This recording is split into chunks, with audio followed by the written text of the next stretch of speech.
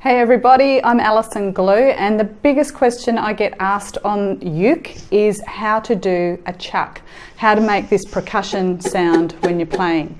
And it's a bit weird and tricky to start with, but once you can put it into your playing, it makes everything sound a little bit more interesting. Sounds like we've got a drummer with us and adds a little bit of interest and value. So how do we do this? How do we actually make it work? The biggest trick is to have your hand open. So if you're strumming with your hand sort of clenched and you're using your thumb or you're using your finger but it's clenched in this fist, you have to stop. So, which sucks if you've been doing it a while. So a really loose open hand. And you'll see this with a lot of players, they'll have this hand quite loose in front. So what we want to do, have a loose hand and a finger. We really want to be strumming with our finger. This part of your hand down through here, it's a bit like a karate chop.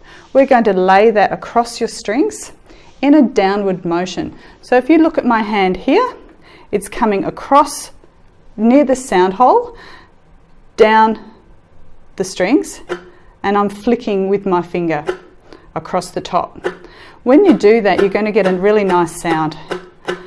It's not a palm mute, which you would do all the way up here with the bridge, where we get more of the pitch of the string ringing through. So if I'm playing sort of through here, that's a palm mute. That's not really what we're after. We're after this chuck, which is with our hand poking down over the strings and giving it a flick with our finger. When we do that, we can put it in wherever we like.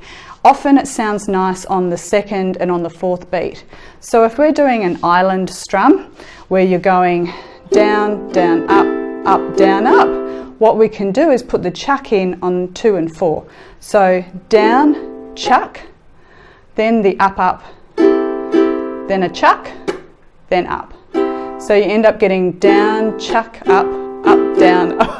I can't say chuck up, it sounds disgusting. What will I say? I'm going to say mute. So we're going to go down, mute, up, mute, up, down, mute, up, mute, up, down. So you can't have your hand in a fist. When you put your hand in a fist, you end up getting this big rolling action between the chuck, and you actually can't do it. I don't think I could get a nice percussion sound with my hand like that. So you have to have it open and sort of at a 45-degree angle so that you can flick it and then take it off the strings and travel up. Put it back down on the strings, flick it, let it travel up. And this movement is tiny, really, really small. That lets you get a little bit of speed with it. Because if you can't get the speed, if you're having to do these big rolls, then that gets really, really tricky.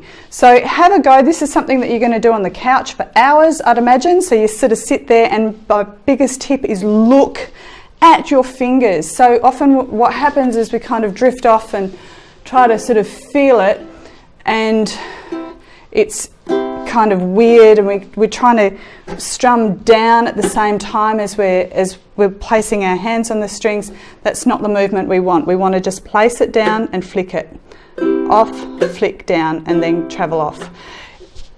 If you're looking at your hands, you're going to pick up on the mistakes that you're making and be able to correct it.